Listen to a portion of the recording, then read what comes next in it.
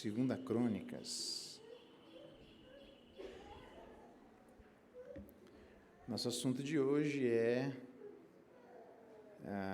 filhos, educação de filhos, né? A terceirização da eventual educação dos filhos, tá bom? Segunda Crônicas, esse não é um assunto novo. Alguns slides aí são para ilustrativos, né? De um conceito que eu quero transmitir. Segunda Crônicas, capítulo 15.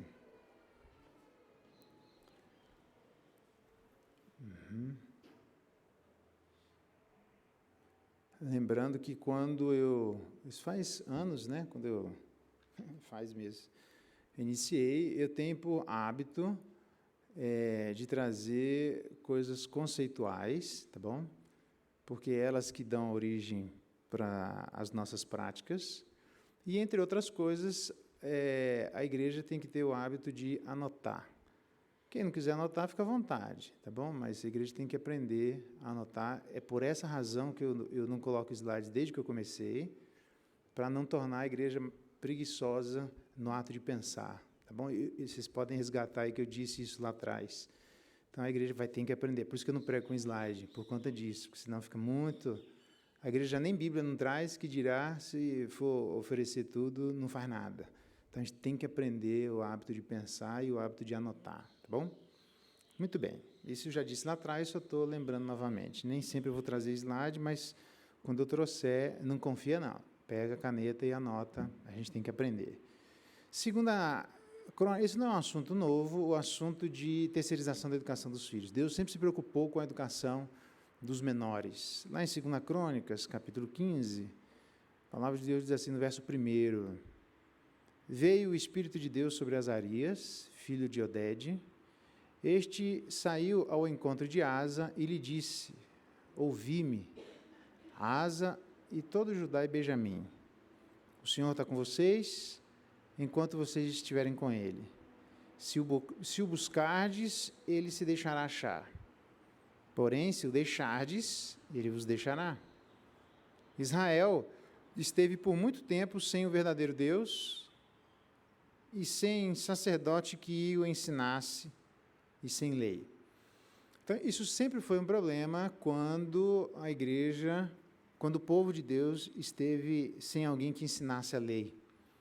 No Novo Testamento não muda nada. No Novo Testamento, quando Jesus Cristo subiu, foi assunto aos céus, o mesmo que desceu foi o mesmo que subiu. É uma menção, não tem nada a ver com o inferno, não. É uma menção à encarnação de Cristo.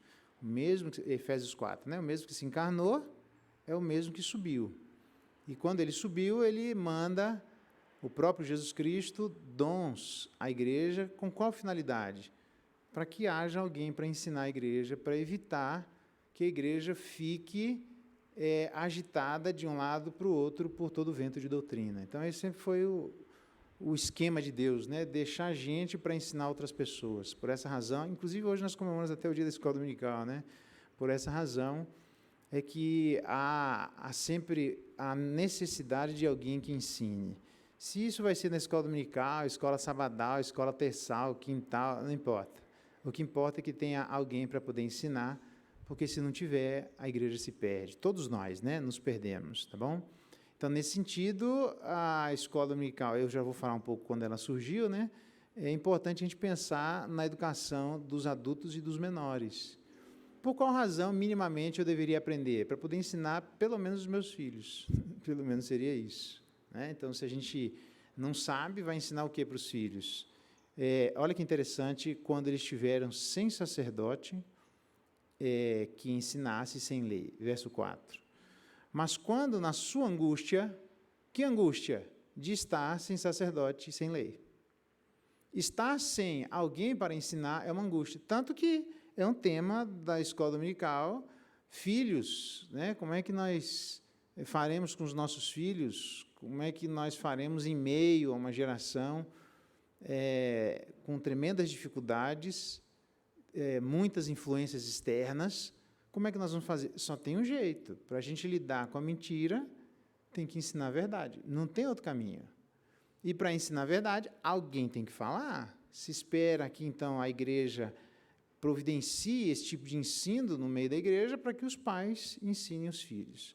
Isso é tão forte que é daí que vem uma discussão sobre a eventualidade da continuidade do culto infantil, né? Para mim, só existe uma razão para ter, que é porque tem filhos que não têm pais na igreja. Para estes filhos que não têm pais na igreja, alguém tem que ensinar.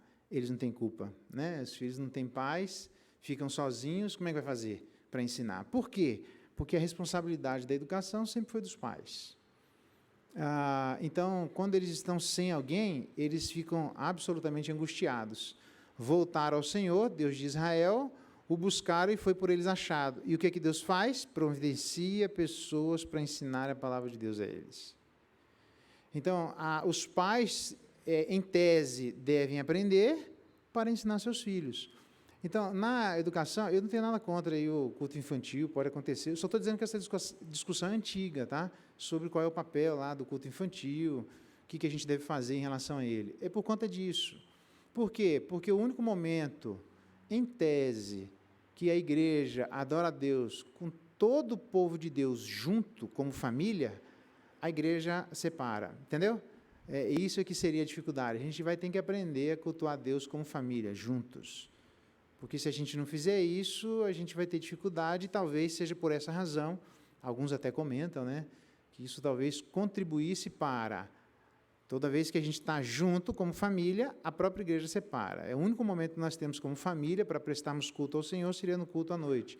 A igreja vai lá e separa. E o que acontece? Alguns apontam, né, quando cresce, de tão acostumado que eles estão de separar, que eles não conseguem cultuar a Deus juntos, acostumar a ficar sem esse momento juntos. Então, na verdade, o culto infantil traria essa dificuldade. Você vai dizer, mas tem criança, tem uma série de argumentos, né? Só estou levantando aqui, mas como é que faz?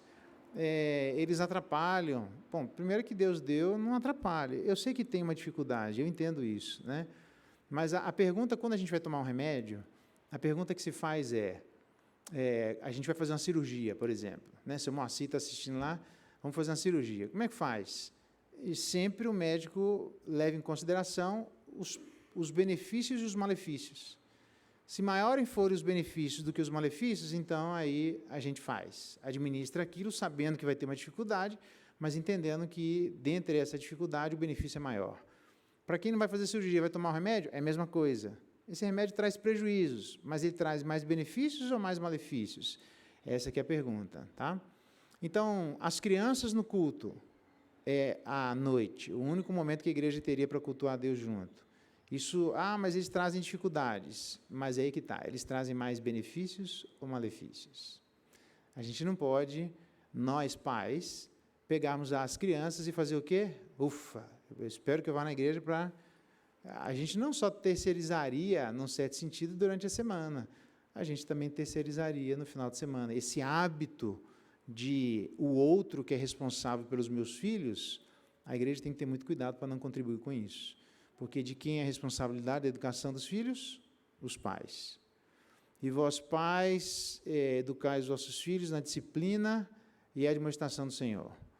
Primeiro que a disciplina ali é um cerceamento físico, a admoestação é um cerceamento mental. Então, os pais precisam estar preocupados com aquilo que existe por fora e por dentro de seus filhos. Que pais? Gonês é a expressão para pais, homem e mulher. Patere é o plural de pais, homens. Então, em outros lugares, os pais, pai e mãe, são responsáveis pela educação dos filhos. Como, por exemplo, Provérbios, capítulo 1, ele vai dizer, filhos, não deixe a instrução do pai e nem esqueça a instrução da mãe. Pai e mãe são responsáveis pela educação dos filhos, tá bom? Mas, nesse texto de Efésios, capítulo 6, verso 4, a expressão que aparece ali em grego é patere, que é plural de pais homens. Então, quem são os responsáveis, num certo sentido, para se preocuparem com as coisas que acontecem por fora e por dentro de nossos filhos? Os pais homens. As mães entram na história? Sim, mas não naquele texto. É só isso que eu estou dizendo.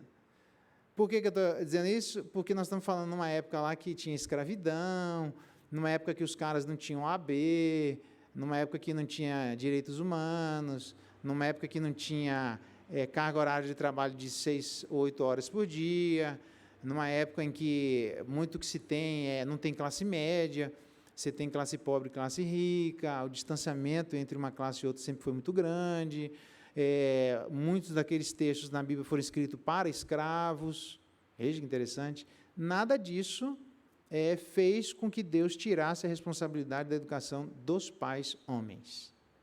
E nem por isso é uma carga pesada, porque Jesus Cristo diz que a carga dele é leve e o fardo nosso é que é pesado e a gente deve trocar o nosso pelo dele. Então, como é que lida com a educação dos filhos? Os pais homens assumindo o seu lugar de preocupação em relação àquilo que acontece por fora e por dentro na vida de seus filhos. Porque desde o Antigo Testamento, quando não tem ninguém para ensinar, aí o povo se angustia. Você vai dizer, mas eu não sei o suficiente. Essa é uma das razões pelas quais nós vimos a igreja, para aprender, para poder transmitir aos filhos. Entendeu? Não dá para esperar só da igreja. Presta atenção, faz uma conta simples. Agora são 10h12. Nós temos aí, então, um período de 45, 50 minutos para poder educar o filho. Faz a conta.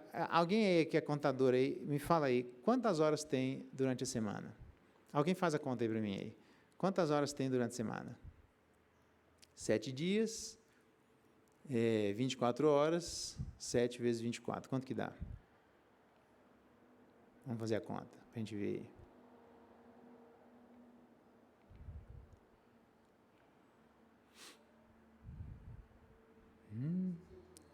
Quantas horas? 168 horas. Quantas horas tem de escola dominical? Vamos colocar uma. Qual é a porcentagem de 168 para 1?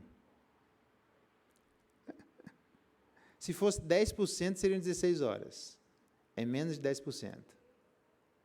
Quanto que dá? Interessante, né? Qual é a porcentagem de 168 para 1 hora? Eu vou colocar 2, né? Porque tem 1 hora de manhã e 1 hora à noite. Vamos colocar para aqueles pais que são crentes mesmo, que vêm de manhã à noite, né? Porque tem pai que não vem sempre de manhã à noite. 0,05%. E você acha mesmo que a igreja vai educar seu filho? Entendeu o que eu quero dizer? Nem que a gente quisesse, não dá conta. Por quê? Porque você tem, nem 100% você também não tem, porque seu filho vai para a escola, né? Mas você vai ter uma porcentagem muito grande e muito maior para participar da educação do seu filho. Por isso que, grava bem, uma das coisas que é um bom jeito de interpretar o livro de Provérbios, chama-se pelo nome caminho. Caminho. Porque a gente deve ensinar os nossos filhos no caminho. Entendeu? A gente pode parar para ensinar do jeito que a gente está fazendo aqui, mas e depois, de 0,05 por semana, de 168 horas, 2 horas a igreja participa com o seu filho, ou com os nossos filhos, e as outras 166 também não está em casa, porque ele está na escola, né? Mas ele vai ter uma quantidade infinitamente maior com os pais. Então, no caminho é que deve se ensinar. Então, se no caminho ele ouve murmuração, sei lá o que, eu estou chutando aqui, né? Qualquer coisa que ele ouve de maneira demasiada, chega na igreja lá naquelas 2 horas, às vezes não é antídoto suficiente para tirar aquilo que ele está ouvindo constantemente dentro de casa. Se você for se lembrar em termos proporcionais, tá bom? Se você for se lembrar em termos de Moisés, Moisés teve 40 anos no deserto, 40 anos no Egito. Atos capítulo 7 fala que ele foi mais hábil em toda a arte e ciência dos egípcios. Depois ele tem 40 anos no deserto. 80 anos de educação. 80. E o que ele fez no deserto? A gente já sabe que é tentar aprender o que o Egito não podia ensinar. O quê? Para os egípcios, ser pastor de ovelha era uma abominação. O que Moisés passou 40 primeiros anos de vida ouvindo? Ser pastor de ovelha não presta. Quando o êxodo, Deus aparece a ele, nos segundos 40 anos no deserto, o que Moisés estava fazendo? O que não presta, na percepção dos egípcios. Pastoreava o rebanho de seu sogro Jetro. Moisés estava fazendo o que lá? Pastoreando. Quantos anos? Proporcionalmente a mesma quantidade que ele ouviu que não presta. Então, vamos aplicar isso para nós? Isso não é um princípio absoluto, mas vamos aplicar em termos de proporcionalidade? Quanto tempo ele passa com você? Certamente, das 168 horas semanais, 2 na igreja. Se ele passar, vou colocar um terço. Quanto que dá um terço de... Divide aí por 3 para mim aí. Quanto que dá mais ou menos um terço de 166? Quanto que dá? É bom a gente fazer conta, né? 55, né? Estou colocando um terço, que seria... ele não passa 8 horas, 3 vezes 8 é 24, estou dividindo um dia em 3, né? Ele passa 4 horas, seria até mais do que isso, né? Quanto que você falou, Misael? 55. Em tese, mais ou menos, porque tem o tempo dele dormir, o tempo dele passar na escola, o tempo dele passar conosco. Em tese, seria 55 horas. Então, se dessas 55 horas ele ouvir e ver asneira, você acha mesmo que em 2 horas a gente resolve isso na igreja? Por isso tem muitos filhos que saem da igreja. Por quê? Porque, proporcionalmente falando, ele não teve a proporcionalidade inversa. Ouviu um monte de asneira em casa e não deu tempo de corrigir isso. Aí a gente fala assim, a educação da igreja que não presta. Cuidado com o que ele está ouvindo dentro de casa. Porque se ele ouvir aqui que Deus é bom, que a misericórdia dele dura para sempre, blá, blá, blá, e chega nas outras 55 horas e ele ouve asneira, o que você acha que ele vai ouvir? Por graça que ele ouve o que tem que ouvir. Mas, proporcionalmente falando, ele está tendo um prejuízo enorme. Não é à toa que muitos filhos, quando crescem, eles saem da igreja. Você vai dizer, nossa, mas eu levei na igreja. Então, esse que é o problema. Você levou na igreja, mas às 55 horas você fez o quê? Isso vale para mim, para você, para todo mundo. Não dá para eu ignorar. Nossa, aí nós... Então, beleza, tem que ter culto infantil. Maravilha, a gente bate o pé e vamos lá, que tem que ensinar 2 horas. Eu bato o pé e vamos lá, 55, nós estamos ensinando o quê? Porque se 55 horas a gente vai ensinando pelo caminho o que ele não deveria ver e nem ouvir, a maneira como o pai trata a mãe, a maneira como ele lida com os negócios, a maneira como os pais lidam com a vida, se ele está vendo isso aí, ele está aprendendo. Em 2 horas é bem difícil a gente mudar essa perspectiva, tá bom?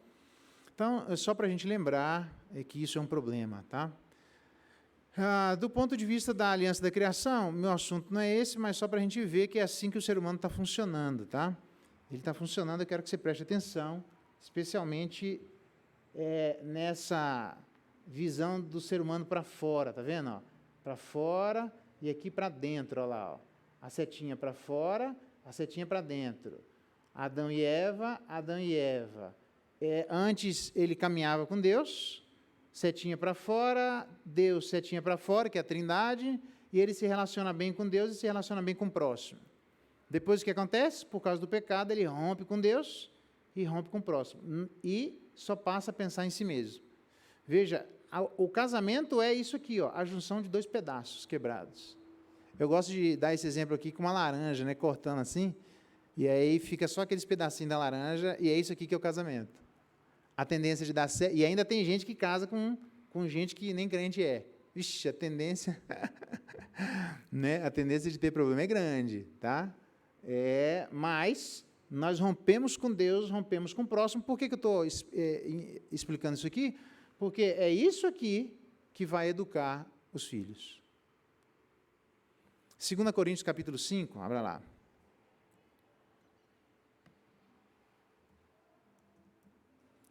Coríntios 5. Diz assim, ó,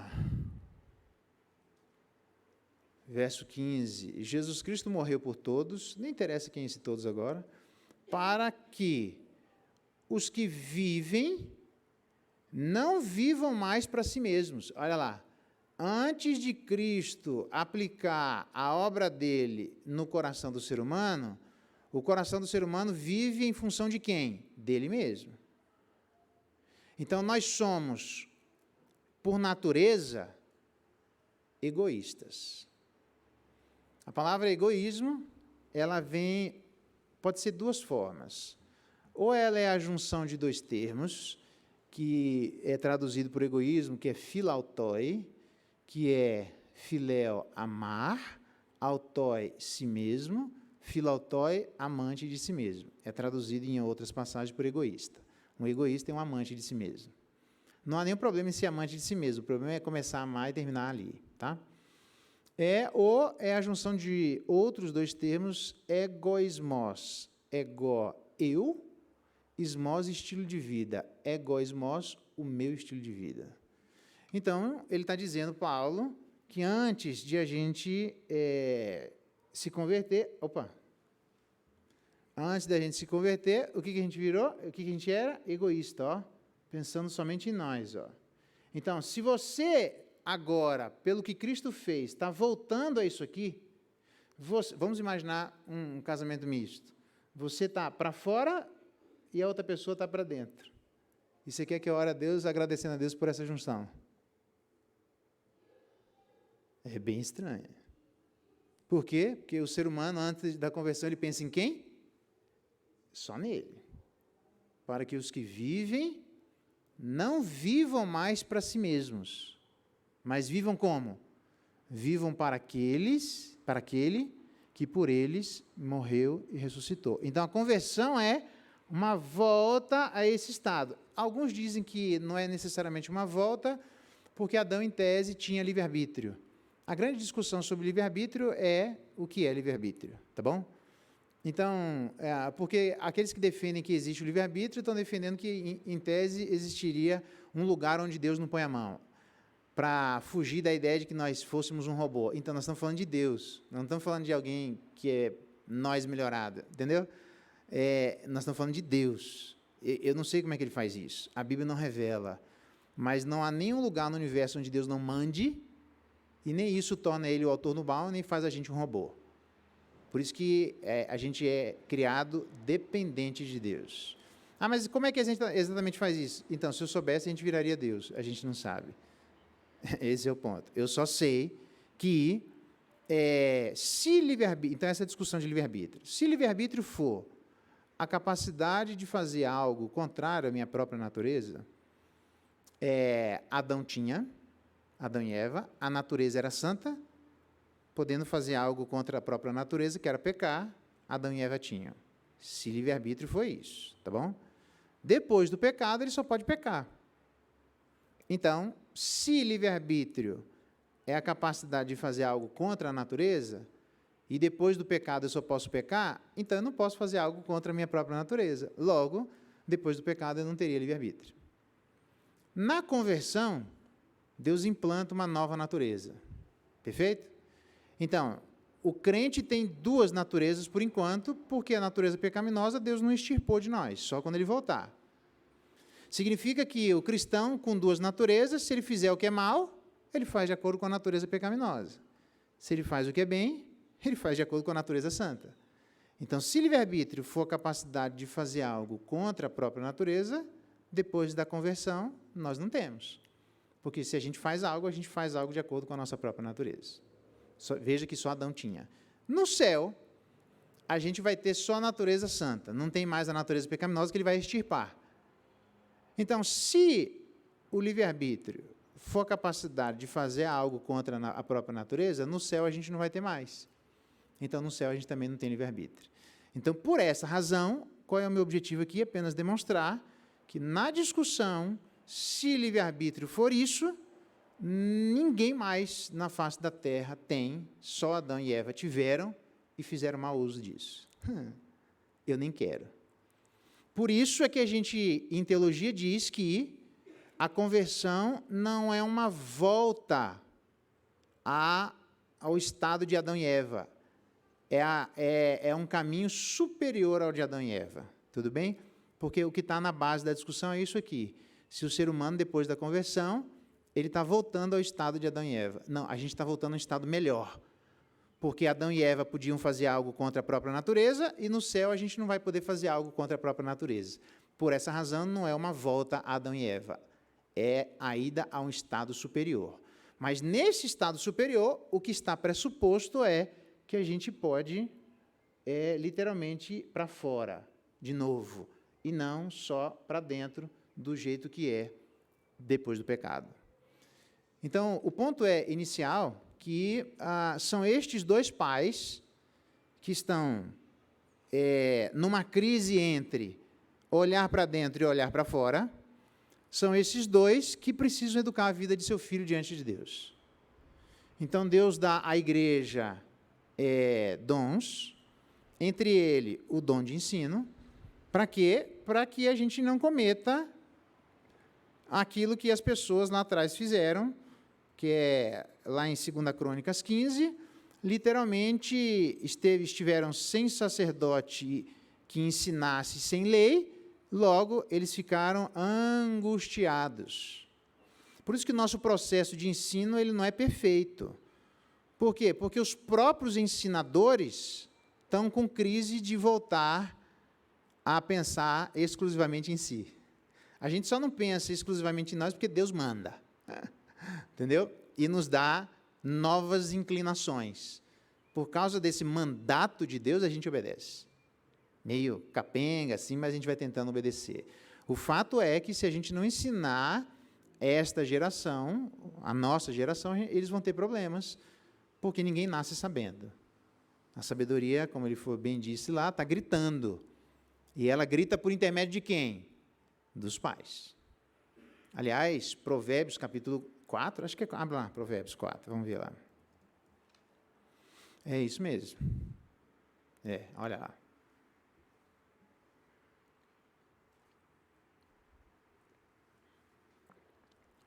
Provérbios 4, verso 1, ouvi, filhos, a instrução do pai, estais atentos para conheceres o entendimento, porque vos dou boa doutrina, verso 2, 4, 2, não deixeis o meu ensino, verso 3, olha lá, quando eu era filho em companhia de meu pai, quem está falando aqui?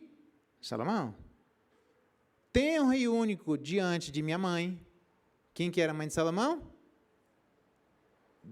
Batseba. Então, o Salomão está recordando do ensino que ele recebeu de seu pai e de sua mãe. Quais ensinos estão registrados em Salomão que ele ouviu já, em alguma medida, de seu pai e de sua mãe? Não está registrado, tá bom? Apenas está registrado que o pai e a mãe de Salomão, eles participaram da educação de Salomão. É só isso que está registrado, tá bom? Então, os pais têm as suas dificuldades, mas eles vão ensinar gritando a vida de seus filhos, porque Deus ensina através de pessoas. Do mesmo jeito que são pessoas que fazem perverter o caminho de qualquer um de nós, são pessoas que também fazem endireitar o caminho de qualquer um de nós, entendeu? Lembra Apocalipse lá? Não tem ninguém para mandar essa mulher embora que está pervertendo a igreja, fazendo ele se prostituir e tal. Manda essa mulher embora aí, isso aí é prejuízo para a vida da igreja. Olha lá. O prejuízo são pessoas ensinando, o benefício são pessoas ensinando. Então, a gente tem que começar a ter, mais do que na escola, onde os nossos filhos passam 4 horas, para aqueles que vão por dia, 4 vezes 5, 20, mas passa 2 horas na igreja. Contando os crentes mega, ultra, plus, super... Sayajin, que vem de manhã à noite, porque tem gente que, vem de manhã um domingo, 3 não, no domingo vem à noite e 4 não, e o cara vai pulando, tipo, pula-pula. Faz o que você quiser, só estou dizendo da influência que existe sobre os nossos filhos, é simples assim, estou fazendo conta só. Se na escola, que passa 4 horas por dia, são 20 horas por semana, a escola diz assim, a gente não vai conseguir ensinar aos seus filhos, se nós não tivermos uma relação de aliança, de parceria. Eles não usam aliança, né? Eles usam parceria. Se vocês não forem parceiros da escola, a escola não consegue ensinar. Quantas horas por dia? 4 horas por dia. A escola falar que não consegue ensinar, lembra, há uma diferença de educação para escolarização, beleza? A escola tem que escolarizar, não educar. A criança vai educada para ser escolarizada. Tá? Então, o que está acontecendo na escola? A educação, entenda-se escolarização, entendeu? A educação que dá pai e mãe. Se em 4 horas por dia eles não conseguem, em 2 horas por semana, você acha que a gente vai conseguir? Entendeu? Só fazendo uma conta assim, pode ser o melhor currículo do mundo. Mas só se for Sayajin, Super Plus, robô gigante, né? Para poder fazer com que o negócio, não dá. São só 2 horas. 2 horas eu estou contando, não dá. Então, se 4 horas por dia eles chamam de parceria, 2 horas por semana, para quem vem as 2 horas na semana, nós chamamos de quê? Não sei, dá o nome que você quiser, mas mais ou menos o nome que existe na igreja é, nós temos que ter uma aliança entre nós. Eu vou ajudar um pouquinho o seu filho, e vou ajudar, na verdade, dando uma folga para você, mas lembra que a responsabilidade é sua. Eu não sei o que fazer, venha para aprender, para você poder ter para ensinar. Porque ninguém dá o que não tem. É simples assim. Ninguém dá o que não tem. Então, para os pais darem, precisa ter. Veja que curioso, né? Seguindo essa linha de raciocínio, deixa eu voltar lá. Me interessa que vocês vejam isso aqui, antes do pecado, todo mundo para fora, depois do pecado, todo mundo para dentro. Ninguém pensa em Deus e só pensa em si mesmo. Só depois da conversão é que a pessoa começa a pensar no outro. Beleza? A lógica nos ensina, aqui em cima, nos ensina a lógica aí de uma premissa para outra, mas ela não ensina sobre quais premissas a gente deve confiar. É simples assim, tá? Lembra, a razão, ela é instrumental, ela não é final, tá? É entre a sua casa e a igreja, pela razão você consegue saber que tem 7 caminhos. Qual é o melhor caminho para vir da sua casa à igreja? Depende de um monte de coisa, entendeu? A lógica não vai te dizer qual. Você precisa de outras premissas para poder saber qual, tá bom? A lógica é só instrumental, o que significa que a nossa razão é só instrumental. Aquele que afirma ser cético aqui embaixo, ó, em relação a um conjunto específico de crenças, na verdade, é um verdadeiro crente em outro conjunto de crenças, só isso. Quem não acredita no que nós acreditamos é porque acredita em outras coisas. Mas todo mundo acredita em alguma coisa, não tem não acreditar em nada. Querer não acreditar em nada é uma crença, entendeu? Não tem jeito, todo mundo anda na base da crença obrigatoriamente, tá?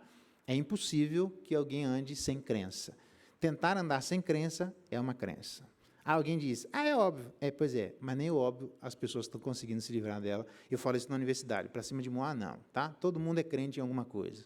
Não tem jeito. Tem um livro lá morreu esses dias, Umberto Eco, né, repórter italiano, chama-se Em que creem os que não creem. Em que acreditam os que não acreditam. Capinha verde, assim. É um bom livro para ler, tá?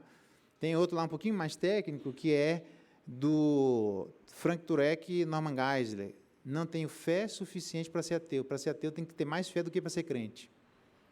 Por quê? Porque não tem evidência, velho. Simples assim, você está chutando. Tá? Não dá tempo de eu explicar isso aqui, mas, enfim, eu vou bater no materialismo, que é melhor. Tá? A escola dominical, ela nasceu em Gloucester, 1780. Eu só estou falando isso porque hoje é o dia da escola dominical, né? Desculpa. Perdão. Não, eu mudo para apresentação, Misael. E ele continua. Você fala por causa do tamanho? Deixa eu ver aqui, só um pouquinho. Que bonitinho. Vamos ver aqui, deu certo aí? A gente viu? Toma, para você aprender, né? Quem mandou não saber? Obrigado, Misael. Gloucester, em 1780, a escola dominical. Então, lembra, antes de 1780, você tem presbiterianismo, nós estamos falando aqui da época dos puritanos, né? A Reforma Protestante, 1531, e crente, até 1500 tem um monte de gente crente, entendeu? Por que eu estou dizendo isso? Porque tem gente que fala que não tem presbiterianismo se não houver escola dominical. Não, velho, fala isso não. É até triste ouvir um negócio desse, mas eu já ouvi nas minhas andanças por aí. É bem ignorante isso, entendeu? Por quê? Porque a galera, antes de 1780, não tinha escola dominical, tinha um monte de gente crente. Calma, vai devagar. A escola dominical é só um instrumento, tá, gente? A gente poderia viver sem escola dominical sem problema nenhum. Opa, o pastor disse que é para viver sem escola dominical? Eu não disse que é para viver sem ensino. Se não for na escola dominical, vai ter que ser na escola sabadal. Se não for na sabadal, vai ter que ser na sextal. Se não for na sextal, vai ter que ser na quintal. Se não, na segundal, na terçal, sei lá, qualquer dia. Mas que vai ter que estudar, vai. Estudar, a gente não consegue ficar sem. Se é no domingo de manhã, isso é outra história. Tá bom? Tanto que tem muitos trabalhos que eles começam sem a escola dominical. Então, tem presbiterianismo sem escola dominical? Tem, sim. Beleza? Vai devagar com quem fala que não tem. Tá bom? O objetivo aqui era o ensino público gratuito, aqui é a influência de João Amós Comênios, nós estamos falando em 1580, entrando em 1600, tá? Influenciou grandemente a pedagogia, é ele que deu origem na pedagogia e ele quem lutou pela escola pública, tá? É o primeiro que nós temos registro, que é onde saiu lá a Didática Magna, que deu deu origem ao curso de pedagogia na história. Ele que lutava pelo direito de ensino público, porque dizia ele que todos nós somos feitos à imagem de Deus. Então, todos têm direito aos mesmos direitos. E entre eles, o do ensino. Então, ele é que luta em 1580, hein, velho? Não tem feminismo, não tem machismo, não tem um monte de ismo, tá? 1580. O cara foi chamado por um rei para reformular todo o ensino do seu país. Vai vendo? Não tinha Jean Piaget, nada disso. Aliás, Jean Piaget, se você não sabe, numa obra publicada na década de 80, chamada Trabalhos Selecionados de Piaget, ele cita dizendo que ele foi diretamente influenciado por um homem que era além de seu tempo, que era João Amós Comênios. O que Comênios aprendeu da natureza é dali que vem, a natureza respeita fases, é dali que vem as fases de Piaget. Tá? Bem interessante. Comênios era pastor, beleza. Eu só estou citando, tá? Fazer o quê? Se não fosse, eu também citaria, beleza? Contou com apoio, na época, para a criação da escola dominical dessa galera, né? Em 1788, tinha 250 mil alunos matriculados. Qual que era o objetivo? Cadê onde que eu estou aqui? O objetivo era, vamos ver, primeiro missionário presbiteriano Simonton, 1800, a escola dominical criada em 1780, né? Fletcher, famoso aí para vir no Brasil, antes de Simonton, mas ele não fundou a igreja porque não era seu objetivo inicial. E o Simonton se estabeleceu no Brasil em 1859, 1780, quase um século, a escola dominical ainda não tinha. Beleza? Quem que é o próximo abençoado aqui? Olha só que interessante, fica quieto aí. Isso. Fica quieto, é o slide que está pulando aqui, então não é você, não, é o slide aqui. Tem esse camarada aqui que trouxe uma carta de apresentação do reverendo Fletcher. Olha que interessante. Pacheco foi um intelectual, diretor do externato do Colégio Imperial Dom Pedro II, talvez muitos aí estudaram, né, na escola Dom Pedro alguma coisa, né, Dom Pedro II, Dom Pedro I, tá bom? Apresenta uma outra pessoa para Simonton, Teófilo Neves Leão, que era secretário de Instrução Pública, era o secretário de Educação da época, beleza? Cadê o negócio aqui? Olha que interessante. Ele prometeu a Simonton que daria uma licença de professor para que ele abrisse uma escola. A quantidade de Simonton, ele trabalhou aqui 8 anos, né, depois ele morreu. 1780, criou-se a escola dominical na Inglaterra. Quase 100 anos depois, criou-se a classe de EBD no Rio de Janeiro, no primeiro trabalho em português. Lembrando que nós temos, olha que curioso, eu até postei isso no meu Facebook, você pode olhar. Lembrando que nós temos a primeira confissão da Baía de Guanabara, onde os camaradas estão, logo depois de 1500 ali, trocando correspondência com Calvino, e aí está a reforma protestante acontecendo lá, os camaradas chegam aqui, pedem para escrever, um deles se arrependeu, mas não falou nada, e disse, escreve aí. Aí escreveu, Coligny, né? Aí, agora vocês estão presos pela rainha, volta tudo, aí voltou, a influência não ficou no Rio de Janeiro, mas nós temos lá a primeira confissão da Baía de Guanabara, tá? E depois, o que acontece é que os holandeses foram expulsos no Nordeste do nosso país, também não ficou, isso foi logo no início da Reforma Protestante, mandaram até um índio lá para estudar, e quando ele voltou, ele morre no meio do caminho, e o abençoado, nem para ficar vivo, né, velho? A galera não aguentava viagem de navio que demorava 2, 3 meses, era um negócio grande assim, morria por muitas doenças, né? O cara morreu no meio do caminho. Então, não ficou. Essa turma, que era protestante, reformado, lá no Nordeste do país, os holandeses, foram para onde? Foram para um determinado lugar, tentar se colocar, e muitos deles que não tinham lugar, fundaram uma tal cidade chamada de Nova York, não sei se você conhece. O que seria o Brasil se essa galera tivesse ficado no Nordeste e os abençoadinhos não tivessem expulsado eles de lá, né? Beleza, só estou contando a história aqui, é bom de ver, tá bom? Que sem ensino, o que é que não vira? Demora muito, tá? Então, 1864, quase 100 anos, né, começa a EBD em São Paulo, 4 anos depois da primeira EBD no Rio de Janeiro, quase 100 anos depois de criada a escola dominical. Blackford se fixa em 63, eu nasci em 74, percebe? O negócio está bem recente, né? Beleza. 6 meses depois de fixar a residência em São Paulo, ele inicia a escola bíblica dominical, tá bom? passou a ensinar EBD às 10 horas, seguida de um ato de culto, que isso tem até hoje em muitas igrejas, como a Igreja Nacional, por exemplo. Lá, se eu não me engano, tem o culto primeiro, né? Depois que a escola dominical, ao contrário, esqueci agora, eu fiquei lá 2 anos.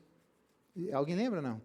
Eu sei que tem as duas coisas. Eu acho que é o culto primeiro e depois a escola dominical, se eu não me engano. Acho que é isso lá, tá? Até hoje tem muitas igrejas assim. Até tem muitas igrejas que fazem isso porque tem muita gente que é membro da igreja que mora longe. Então, para ter uma vinda só na igreja, tem um ato de culto, tem escola dominical, tem muitos lugares que até almoçam, e aí vai embora, vai uma vez só, tá? Para economizar a viagem, beleza? Aqui não me interessa explicar isso agora, Levítico capítulo 10, abra lá, isso aqui interessa. Levítico 10.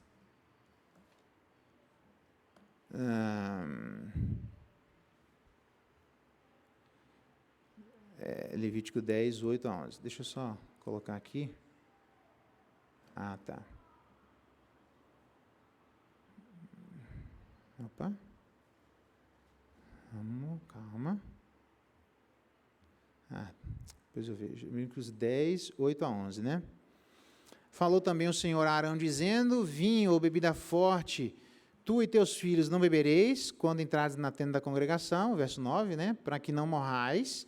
Estatuto perpétuo será isso entre as vossas gerações. Para quê?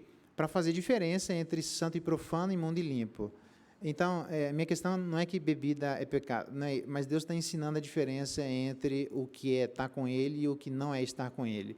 Lá em Provérbios 31, basicamente a mãe de Lemuel, que não diz o nome dela, fala que ela diz: olha, não beba, Lemuel, quando você estiver no exercício do reinado, porque você foi chamado para ser os olhos de quem não pode ver, as mãos de quem não pode lutar por si, e assim por diante. Então, atrapalha no exercício da função, que seria basicamente a diferença entre santo e profano, imundo e limpo, tá bom?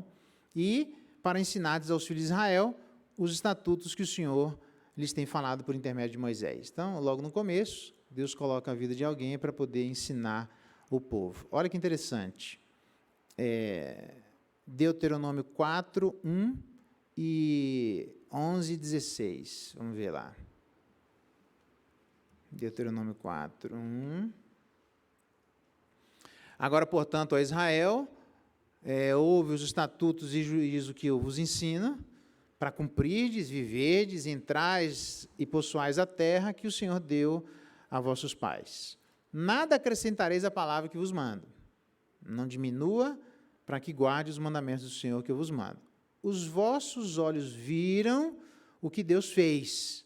Verso 4, permanecestes fiéis ao Senhor vosso Deus, todos hoje estáis vivos. Quem não permanece, caixão.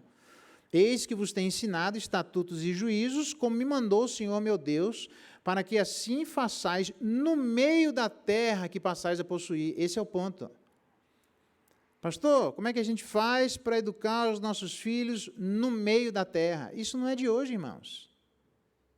Já o povo de Israel sempre esteve em lugares onde tinha gente que pensava diferente de Deus.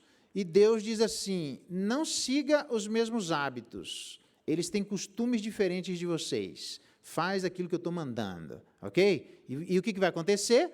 No meio da terra que passais a possuir, ele diz assim: guardais e cumpris, verso 6, porque cumprindo no meio da terra, será isso a vossa sabedoria e o vosso entendimento, perante os olhos dos povos, que ouvindo todos os estatutos, os povos, vendo e ouvindo aquilo que o povo de Israel estava fazendo, amando de Deus, iam se admirar deles, iam dizer assim: certamente, este grande povo é gente sábia e inteligente. Os que não eram de Israel, pois eles iam dizer assim, verso 7, que grande nação há que tenha deuses tão chegados a si como o Senhor, já que fora do cristianismo as pessoas têm que fazer 1 milhão de coisas para chegar até a divindade. No cristianismo é a divindade que faz 1 milhão de coisas para chegar até nós, porque a gente não dá conta, simplesmente assim, tá? Então isso, a galera fora do povo de Israel ia ficar embasbacado. Como é que pode vocês obedecerem a deuses tão íntimos assim? Caraca, velho. E iam dizer assim, isso seria a sabedoria e entendimento diante dos olhos dos povos. A sabedoria de Deus não é para ser mostrada, mas ela é impossível de não ser vista. Que curioso, né? Ela não é para ser, a gente não está aqui para se mostrar, mas quando a gente faz, não dá para as pessoas não perceberem. Filhos que ouvem os pais, pais que têm uma direção para dar a vida dos filhos, olha que interessante. E ele diz assim, Deus estão chegados, verso 7, né? Como nosso Deus, todas as vezes que o invocamos, e que grande nação há. Os próprios caras reconhecem isso. Veja que é um discurso que existe aí fora estranho, tá? Porque não é isso que Deus diz. Que grande nação há que tenha estatutos e juízos tão justos como toda a lei que eu hoje vos proponho. O povo fora do povo de Israel ia entender duas coisas. Primeiro, proximidade. Segundo, justiça. Se o povo de Israel fizer o que Deus manda, no meio dessa geração, essa geração que não obedece a Deus, segundo ele, ia dizer duas coisas. Vocês têm deuses tão próximos de vocês e os mandamentos tão justos. Até eles iriam reconhecer. Por que eu estou dizendo isso? Porque tem um argumento aí fora, na atualidade, que é como se a igreja estivesse impondo coisas injustas. É sobre o que eles estão falando? Normalmente sobre usos e costumes. Beleza, eu entendo isso, que tem uma discussão. Eu já disse várias vezes a vocês. Dizer que a gente está dizendo que Deus disse uma coisa que eventualmente Ele não disse, é um erro nosso, como se Ele estivesse dizendo. A gente tem que dizer que Deus disse aquilo que de fato Ele disse. Para a gente dizer, de fato, que Deus disse aquilo que Ele disse, na hora de interpretar, é por esta razão que eu gasto tempo na explicação antes de chegar nos pontos principais. Para dar sustentação à igreja de como é que eu estou chegando em determinadas interpretações. Então, tem gente que não gosta de fazer isso, entendeu? Por quê? Porque quer que a igreja fique presa à pessoa. Eu não gosto disso. Irmãos, esse texto fala assim. Como é que você chegou até? Não entendi. Não, confia em mim, é assim, pai, e o cara vai, aí você fica preso ao cara. Explica. Mas por que tem que explicar tanto? Para você ficar preso à Bíblia.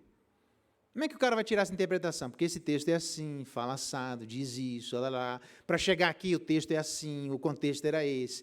Isso aqui é um livro profético, é um livro narrativo, é um livro da lei, é um livro, é uma carta, é Apocalipse, é um evangelho, é um livro de sabedoria, e esse livro se interpreta normalmente assim, assado, chega desse jeito, entenderam?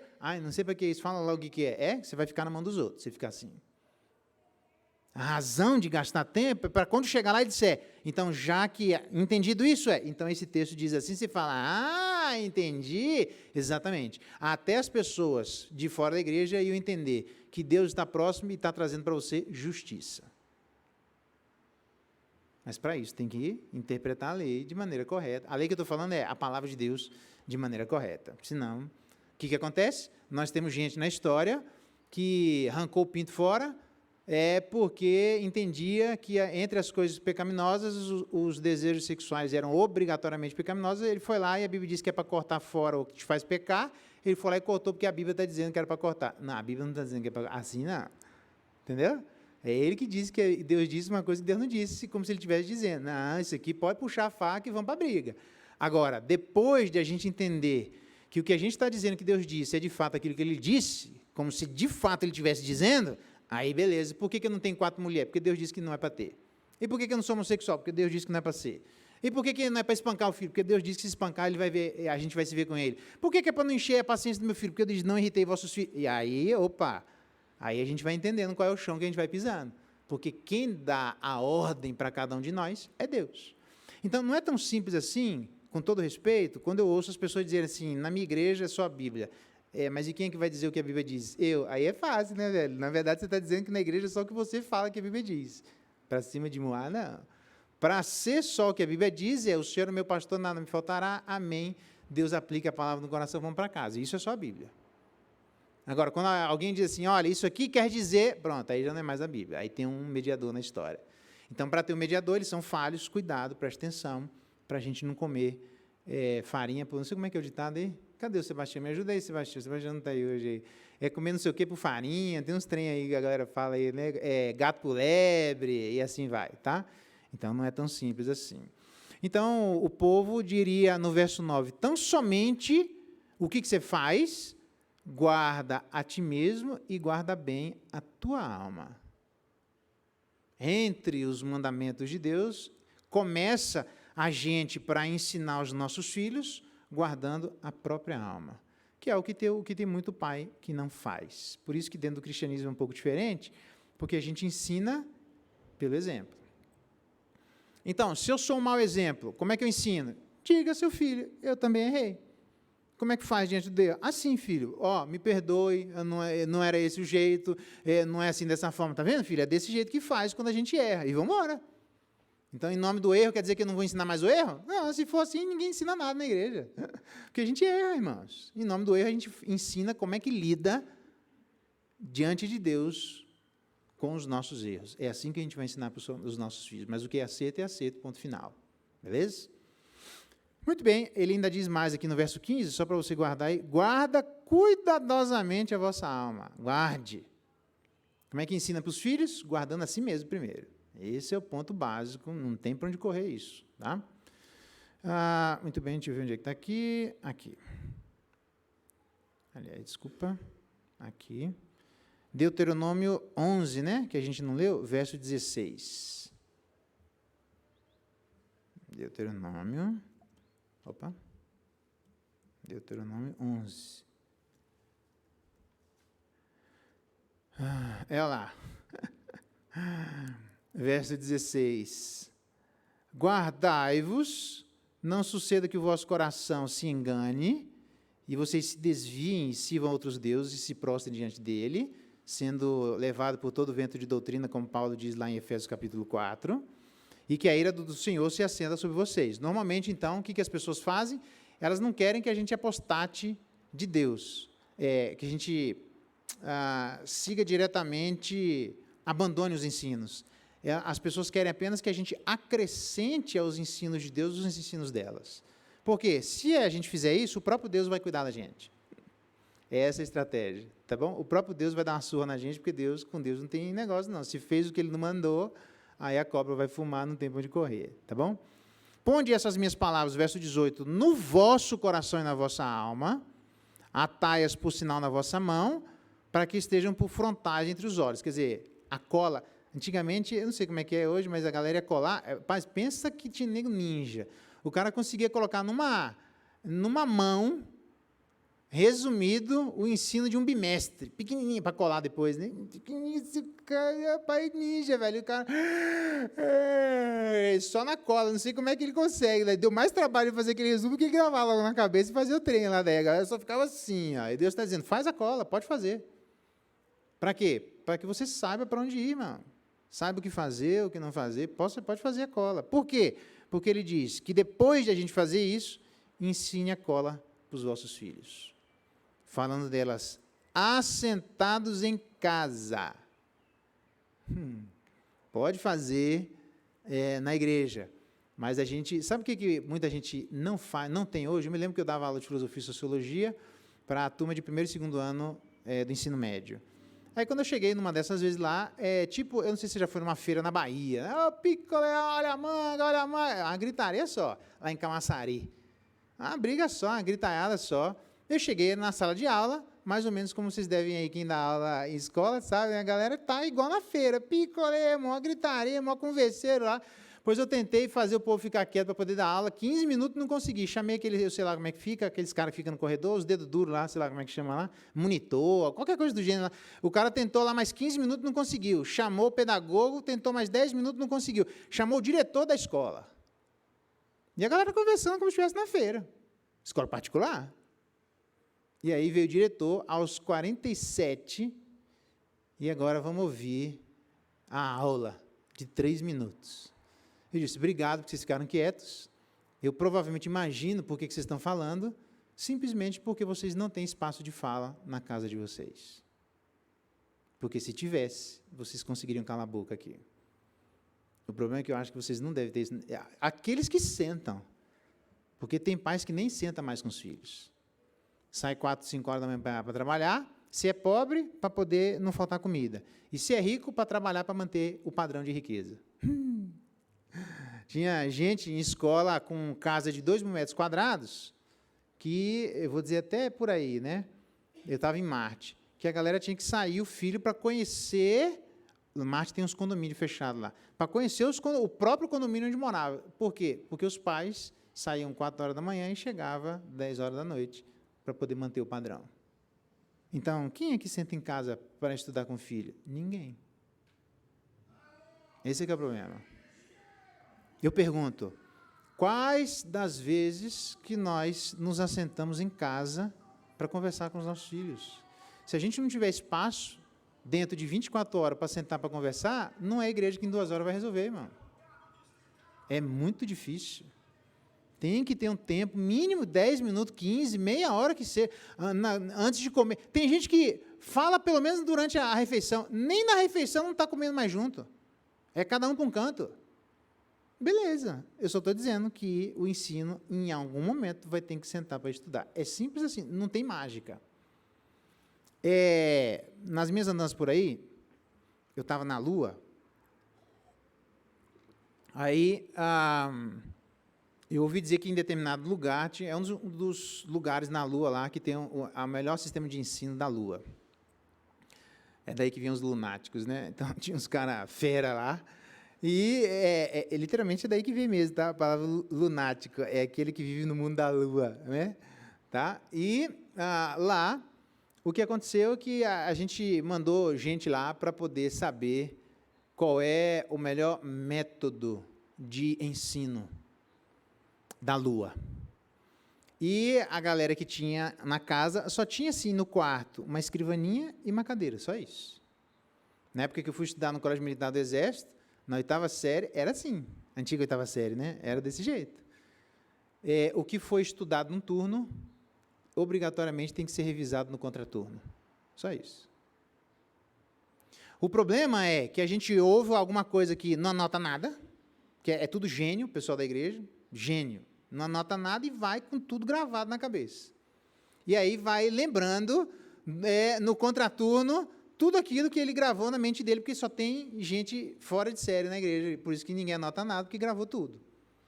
Por quê? Aí o camarada ouve na escola dominical, sai daqui antes de chegar na igreja, ouve outro sermão, na hora do almoço, depois do sermão, a hora que está meio dormidinho, ouve outro sermão, aí antes de vir para a igreja, outro sermão. Não dá, irmão. Eu sei que você é gênio. Aceita a minha insignificância. Então, ouviu de um jeito, tem que ter um tempo para ruminar. O que você achou daquilo lá?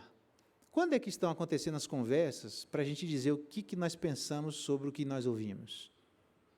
E a escola dominical lá? A professora falou assim, como é que foi? Foi assado, desse jeito. Eu me lembro lá que a Luzinete tinha dado aula para Augustus, e era período de Páscoa, deu lá o vinho da Páscoa e tal. Eu falei, quem que é essa professora, filho? Eu perguntei para o Piá. Ele disse, é a mãe. E o que você aprendeu hoje, pé da Páscoa? Sobre o coelhinho da Páscoa. Eu falei, não é possível, eu vou demitir essa professora aqui, que ela não está ensinando nada a você.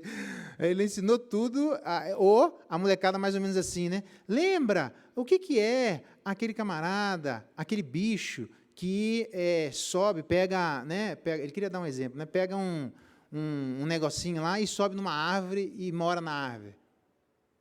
O molecada olhando para a cara do outro, assim, morrendo de medo, né? Não, aquele bichinho lá, ele pega um negocinho, uma noz, assim, um negócio assim, uma castanha e põe dentro da árvore lá, que é a casa dele que ele mora. Olhando para a cara do outro. Ele vai lá, pega no chão e corre rapidinho e tal, vai e volta. Aí alguém levantou assim.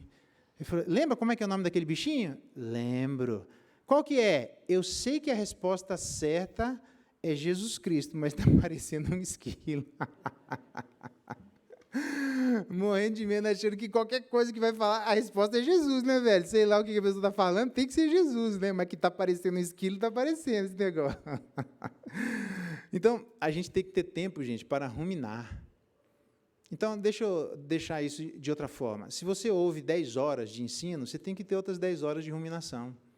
Não dá para ter 166 horas durante a semana e 165 de ouvir. Só o top ultra da galáxia, o Saiyajin, o Naruto da escola dominical, que vai conseguir em 160 horas não revisar nada, e na primeira vez que ouviu, tem ouvido absoluto. Sabe, né? Criança tem ouvido absoluto, né? Ela só ouve uma vez e ela reproduz 100%. Tive uma professora de piano, eu fiz um ano de piano, né? Eu gosto de piano. Eu já tentei violão, mas machuca meus dedos, dedo de moça aqui, né? Machuca meus dedos, não dou conta, não. Aí piano, pelo menos, não machuca os dedos, né? Aí eu fui lá, fiz um ano de piano, aí na casa dessa guria, ela falava que tinha uma aluna dela, pequenininha, que tinha lá seus 6, 7 anos, e que tinha ouvido absoluto. Ela lá e pegava e tocava Chopin. A professora. Aí fala, fulana, e ela fulana olhando para assim, tipo o esquilo lá, né? Fulana, toca aqui. Ai, professora, fazer o quê? Repetia tudo sem ouvir nada, só ouve a primeira vez e reproduz. Então, quem ouve 160 horas de estudo durante a semana e não anota nada, é porque tem ouvido absoluto. Tem muita gente na igreja assim, repete tudo igualzinho. Mas para aqueles que não têm como eu, a gente vai ter que ouvir 10 horas e vai ter que, as outras 10, ruminar. Pensar sobre o que isso significa, onde que eu entro nessa história, qual que é a responsabilidade mútua. A gente tem que ter um tempo para isso, irmão. Não dá para simplesmente ouvir um monte de coisas sem reproduzir. O melhor lugar, com o melhor ensino do país ouve num turno, revisa no contraturno. No Colégio Militar do Exército, na Pituba, em Salvador, eu estava de manhã, né, das 7 a 12h30, mais ou menos, e à tarde era obrigado a estar 2 horas da tarde, das 2 às 4, você podia até dormir na sala de aula, você pode fazer o que quiser, mas você era obrigado a estar lá. Se você não estivesse dentro da sala de aula, você era preso. Tá, eu já estava internado mesmo, preso por eu já estou preso aqui, preso lá, vai dar no mesmo daí, né? Mas a ideia é que você ia ter problema na escola, né, se você fosse preso. Então, você tinha que estar, para quê? Estudou no turno, revisa no contraturno. É simples assim. Então, eu diria para você um bom conselho para a gente lidar com os nossos filhos. Antes de pensar nele, pense em você. Ouça menos e revise mais. É estranho o pastor dizer ouça menos a palavra, né? É isso mesmo. Ouça menos e revise mais. Porque senão a gente vai ouvir, e não muda nada, porque não dá tempo de absorver. A gente precisa de tempo de absorção. Absorveu, e aí o comportamento muda. Ouve mais um pouquinho, absorveu e o comportamento muda. Mas aí eu vou ficar muito lento. É melhor ser lento mudando do que ser rápido só ouvindo. Não vai acontecer nada. A gente vai ouvir um monte de coisa, não muda nada. Percebe? Tem que ouvir, ruminar e praticar. Ouvir, ruminar e praticar. Esse é o princípio bíblico. Simples assim. Se a gente fizer, os melhores... Nem vou falar isso, larga a mão, senão eu vou... Andando pelo caminho, deitando e levantando-se, tá bom? Esse é o objetivo. Continuando, cadê? Aqui. Nós estamos, aqui eu já falei, verso 16, a gente leu? Leu, tá. Aqui, ó. Cadê? Oxi, só fazer isso, né? 2 Crônicas, capítulo 17, abra lá. 2 Crônicas 17.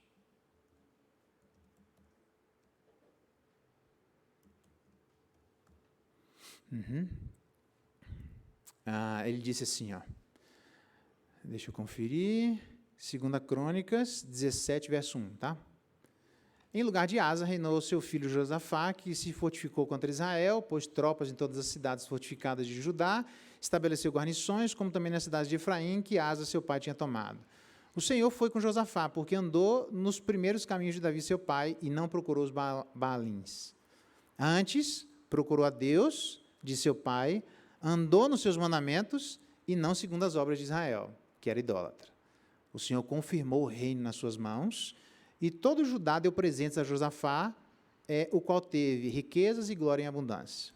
Verso 6, tornou-se-lhe ousado o coração em seguir os caminhos do Senhor e ainda tirou os postes, os altos e os postes ídolos. Então, dentre a ousadia está em abandonar as coisas erradas. Gente, abandonar a coisa errada tem que ser muito ousado para isso. A Bíblia chama isso de ousadia. Quem entendeu que está errado e para de fazer o que está errado e joga fora. Porque só entender que está errado, Satanás sabe, só que ele não muda. Entendeu? Entender o que está errado não quer dizer nada. A mudança, aquele que encobre as suas transgressões, jamais prosperará, mas quem confessa e deixa. Na igreja tem muita confissão e pouca deixação. Confessar não quer dizer nada, irmão. É o primeiro passo. O cara confessa que ele fez uma bobagem e continua fazendo. Aí confessa e continua fazendo. Não, senhor. Confessa e para. Quem faz isso é ousado. Porque para abandonar os caminhos que a gente criou vínculos, tem que ter ousadia. Me lembro de um camarada, acho que eu disse a vocês, ele adulterou. Casalzinho, gente boa, rapaz, veio conversar comigo, eu falei para ele, cara, antes de qualquer coisa, vá lá e desvincule-se dessa mulher, beleza? Eu vou junto com você. Não, então vai lá. Senão, não dá para continuar, nem para começar, tá bom? Tá, ele foi e voltou. Eu perguntei, você foi? Fui. Você desvinculou? Desvinculei. Você falou que não queria mais? Falei. Então, me diga exatamente as mesmas palavras que você falou. Ele disse assim, eu estou aqui e não quero mais porque o pastor disse que não era para eu querer mais. Eu falei, você ainda colocou meu nome na jogada, velho? Não, senhor, daqui a pouco eu estou apanhando na rua, eu ando até meio assim, olhando para trás assim, porque... Não, senhor, você não desvinculou, percebe? Para desvincular, gente, é sério, tem que ter ousadia. Não é fácil. Em outro caminho, eu disse para a pessoa assim, você tem que ir lá desvincular dela. Vamos fazer o seguinte, eu vou junto com você. Tá bom. A pessoa foi, eu estava em Marte, lá por ali. E aí chegou lá, onde a pessoa trabalhava, eu disse, arruma uma sala para nós aí. Arrumou a sala, eu digo, agora chama a guria. Chamou a guria, fechou a porta e disse, olha, eu sou o pastor dele. E ele está aqui para falar uma coisa para você. A guria começou a chorar, eu falei, não, calma, eu não estou aqui para te dar patada. Eu só estou aqui para você entender qual é o caminho. Pode falar. E o cara, não gagueja não, irmão, fala. Tem que falar, isso. Para dar cantada, você deu. Agora, descantar que eu quero ver. Então, descanta. Então, eu errei, foi mal, me perdoe. Isso. A guria começou a chamar e eu disse para ela assim, se a senhora quiser, eu posso ajudar a senhora nessa situação. Ela disse, eu não vou dizer para o meu marido. Eu falei, eu não estou pedindo isso. Eu só não quero que você diga que na sua vida Deus não mandou alguém para poder lhe ajudar. Eu estou aqui para te ajudar. Eu não estou aqui para te ferrar. Ferrar você já está. Ferrada você já está. Eu estou aqui para te ajudar. Então, quem confessa e deixa, beleza. Quem confessa e continua, não dá. Beleza? Tem que ter muita ousadia. Eu já passei várias situações dessas. Tem que ter muita ousadia para você abandonar o que está errado. Não é fácil. Por quê? Por causa do vínculo do coração. A gente fica amarrado, entendeu? Vinculado. E aí não quer soltar. Aí fala dessas coisas. Eu estou aqui porque o pastor mandou. Não, assume a bronca, irmão. Diga, eu não quero mais. Isso aqui é um erro. Não vamos prosseguir, respeitando o outro, mas fale. Eita, aí, velho, eu tenho dessas, eu tenho várias para contar, viu? Uma vez eu estava com um garófalo, né? Eu contei algumas coisas para ele. Falei, rapaz, de onde você tira essas histórias assim, né? Eu falei, é que enquanto eu estava pastorando, você estava estudando. Essa é a diferença.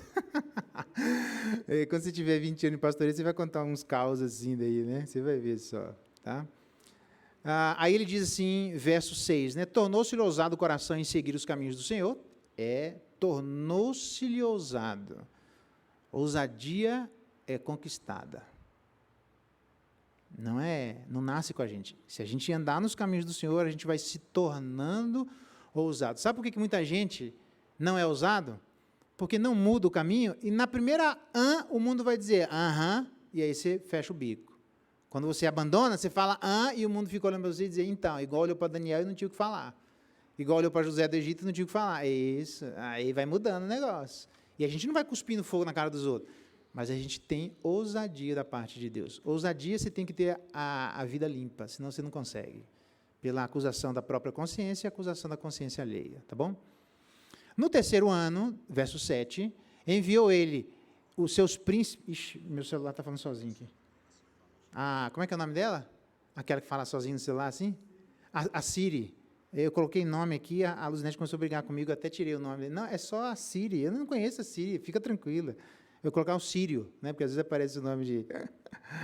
Aí ele enviou, olha o que ele fez. Os seus príncipes, blá, blá, blá, blá, blá, blá, para ensinarem. Ele enviou príncipes para ensinarem. E com eles, os levitas, blá, blá, blá, blá, blá, blá, e com os levitas, os sacerdotes, blá, blá, blá, blá. E ensinaram.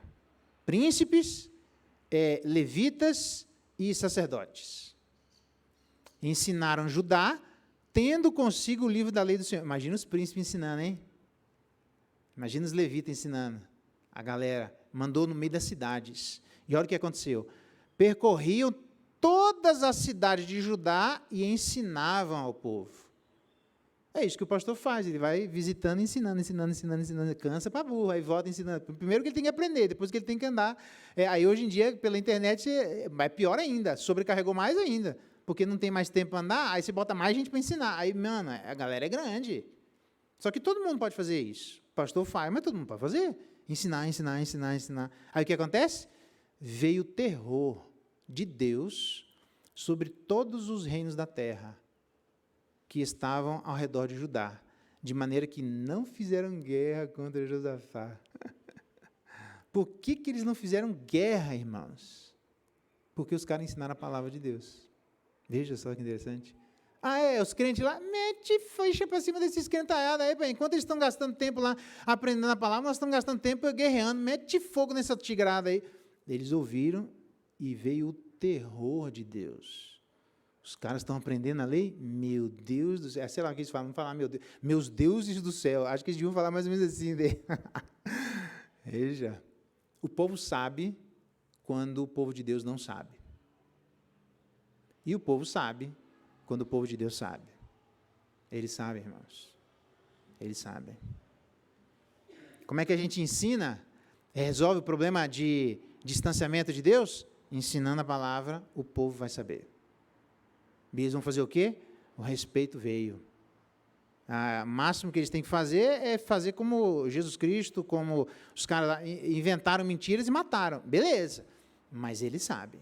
Teve um camarada que na hora de morrer, estou terminando aqui, né? O camarada na hora de morrer, aí botaram ele na fogueira e veio por trás aqui para botar fogo nos gravetos lá, que colocaram um monte de graveto lá. Eles disseram, não precisa vir por trás, não, vem na minha frente. Se eu tivesse medo, eu não estava aqui. Pode me dar a chama aí. Foi lá e ele mesmo meteu fogo nele mesmo. Aqui eu morro de cara. Não tem negócio de conversa fiada para cima de mim, não. Assume a bronca, irmãos. Assume a postura. A pública profissão de fé não é aquele momento que nós fizemos. Nós vamos precisar fazer isso eternamente. Assumir assume a relação com Deus, para você ver como é que fica aí fora. A galera fica, você começa a se taxar de um monte de coisa. Paciência, mas assuma. Assuma a bronca que Deus dá graça para abençoar. O último texto. Diz lá, 1 Crônicas 12. Esse texto é conhecido, né? Mas leia lá, 1 Crônicas 12.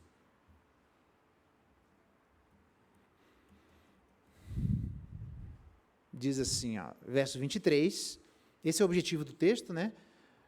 O número dos homens armados pela peleja que vieram a Davi em Hebrom. A ideia é mostrar, nunca se teve um rei com tanto apoio manifesto dessa forma. É isso aqui que ele está querendo mostrar, o cronista, tá bom? O apoio em massa que as pessoas deram para Davi. Foi um negócio, acho que maior que a da rainha da Inglaterra, eu acho, bem maior. Porque a galera aqui era voluntariosa, né? Sei lá, não vou entrar nesse mérito, não, para não apanhar aqui, deixa lá. E aí transferiram o reino de Saul, segundo a palavra de Deus, porque Saul fez aquela bobagem. Verso 24, dos filhos de Judá, que traziam escudo e lança, 6.800, armados, homens valentes para a peleja. Aqui era nego que não era igual o Lameque, não, riscou aqui para dar medinho para cima de mim, pátria para cima. Eu tinha um cachorro chamado Centauro, né? Lembra que eu falei para vocês? Ganhou 19 exposições de 21 que ele participou em Salvador. Um dos testes que se fazia na exposição era tirar uma arma de espoleta e descarregar em cima do animal.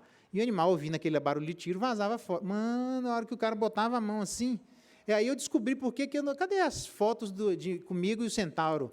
Aí eu descobri minha irmã, quando eu fui visitar minha irmã em Maringá, as fotos estavam tudo lá. Porque aí foi essas fotos aqui, ela ia lá em casa, eu não sabia, ela ia lá em casa visitar eu e a Luzinete e roubava a foto e levava para casa. Aí eu não tenho foto, porque ela levou tudo para casa dela. Eu falei, aqui as fotos, vou levar. Não, ela ficou de recordação, né? Centauro. Centauro, na hora que o cara botava a mão para poder tirar a arma de espoleta, que era igualzinho à arma normal, e os tiros eram igual, ele queria comer o cara vivo. E o cara atirava e só matando. O centauro era só matando, não tinha outra alternativa. Esse negócio de assim, quieta cachorro, não tem quieta cachorro, meu. Com a hora que ele partia, ele arrastava, cansei de ser arrastado pelo centauro. Dizia para a guria lá, aí o centauro sem coleira, quietinho lá, numa casa sem muro. Você podia passar na frente e o centauro não fazia nada. Se você botasse o pé para dentro da calçada, o centauro batia em cima. Numa dessas, uma guria veio e o centauro só olhava assim, o meu pai falava, centauro, a guria entrou na casa, mano, o centauro foi para cima, eu pulei rapidinho a mureta e fiquei entre o centauro, a mulher disse, não sai daqui, que eu vou grudar, daqui a pouco o centauro está correndo para o lado, a mulher resolveu sair correndo. Ixi, dessas eu tenho várias do centauro, não tem negócio de centauro, é só no murro. Cansei de ele pegar um outro cachorro fila assim, eu e meu irmão puxando de um lado, minha mãe e minha irmã puxando do outro, e meu pai dando murro na cabeça dele para ele soltar. Quando ele soltou, meu pai quase caiu duro, de tanto murro que ele deu, passou mal. Centauro não tinha, era tipo valente assim. O negócio vinha, ou eu vou para matar, ou eu vou para morrer, não tinha meio termo. O centauro foi criado desse jeito. Então, quando a Bíblia fala de homem valente, é assim. Partiu para a guerra, mano, se você só matando o cara, que senão não tem... Quanto é que tinham para a guerra? 6.800. E aí ele vai falando vários. 7.100 dos filhos de Levi, de Joiada, 3.700, de, verso 28, Zadok, sendo ainda jovem, homem valente, 22 príncipes da sua casa paterna. E aí ele fala uma galera aqui grande, apoiando em massa Davi. Homens valentes de renome, 20.800, vai vendo. Aí ele diz, nominalmente, da tribo de Issacar, conhecedores da época, para saberem o que Israel devia fazer, 200. Você sabe por que eu acho que tinha 200 aqui, dos filhos de Issacar, da tribo de Issacar? Porque tinha um deles que fazia parte dos espias lá para espiar a terra.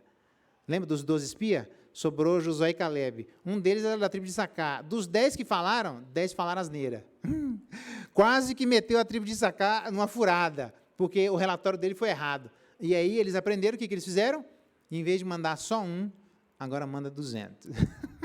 Para não ter possibilidade, é muito mais difícil de errar. Mas entre 20 mil, 7.100, 22 mil, 8 mil, em vez de ter essa galera, 200. Da tribo de Issacar, conhecedores da época. O que a gente faz para poder tirar os nossos filhos de um tempo como esse? Precisa eleger alguns para serem conhecedores da época. Não tem para onde correr, sempre foi assim. Então, invista. E quando Deus colocar, preste bem atenção no que eu vou dizer, hein?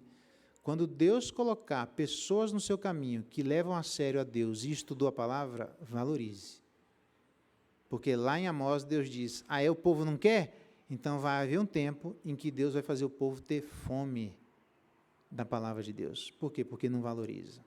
Porque não é fácil levantar alguém, para formar alguém, para nos ajudar, leva algum tempo. Mas quando tem, aproveita, tá bom? Porque o jeito de Deus fazer com que os nossos filhos não se envolvam nesse tempo é ensinando a palavra. Príncipes foram levantados para isso, sacerdotes foram levantados para isso, levitas foram levantados para isso, é gente, ele diz, vai no meio do reino e vai ensinando a palavra. O terror veio sobre as pessoas. Então, o que é que nós precisamos? De gente que nos ensine a palavra para que a gente consiga ter conteúdo para ensinar a vida de nossos filhos, para que eles consigam lidar com o tempo presente. Essa é a alternativa para a gente poder equilibrar a balança de 2 horas na igreja por 166 horas fora da igreja. Não dá, é muito tempo, irmão, muito tempo fora. 50 horas dormindo, mais ou menos 50 horas trabalhando, estou colocando 8 horas, que não é isso. A gente, então, passa mais do que 50 horas com os nossos filhos. A gente, em média, passa aí 70, 80 horas por semana. Entre 70 e 80 para 2, entendeu? Aprenda, senta na casa e conversa com seu filho. Aprenda, senta na casa e conversa com seu filho. Aprenda, senta na casa e conversa com seu filho. É assim que a gente vai fazer. Eu fiquei muito feliz, sempre pedi filhos crentes. Ontem nós tivemos reunião do presbitério aqui na igreja, e aí o pastor, José Cipaúba, né? É José, né? Falou, Cipaúba. Falou, Geraldo, teu piá é um cara que ele vai lá, ele me ajuda, na sala de aula, sempre disposto, é crentão. Aí eu falei em casa, filho, alguém falou bem de você para mim lá. Falei, quem que foi? Foi o reverendo. Legal, legal. É isso aí, você está no caminho. Porque se você quer, um dia o pai vai morrer. Não sei se antes de você, fique esperto. Mas se for antes e você quiser ver o pai de novo, anda no caminho. Só tem isso, ande nesse caminho. E lá na frente, a gente vai se dar. Por quê? Porque a melhor definição de sucesso para mim só tem isso. Entrar no reino dos céus. Ensine seu filho a entrar no reino dos céus. Não a ser rico, irmão. Você vai gastar sua vida, Deus está te chamando e você tem que tesouros para com Deus. Ensine seu filho a ser rico com Deus. Porque esse tempo aqui passa, irmão. A gente um dia vai morrer, e aí depois que morrer, a gente precisa levar aquilo que a gente fez junto conosco e passar a eternidade lá. Se vai ser rico ou não, é outra história aqui. Se puder, amém, não há problema algum. Mas ensine seu filho e ensine sua filha nos caminhos do Senhor. É assim que a gente vai conseguir equilibrar um pouco a balança do mundo em que nós vivemos. Tá bom? Vamos orar, pedir a bênção de Deus, que Ele derrame graça e nos ajude sobre esse processo de ensino-aprendizagem, de ouvir e repetir, ouvir, repetir, ouvir, repetir. Não tem outro caminho, o caminho é esse mesmo. Pai, muito obrigado pela Tua palavra.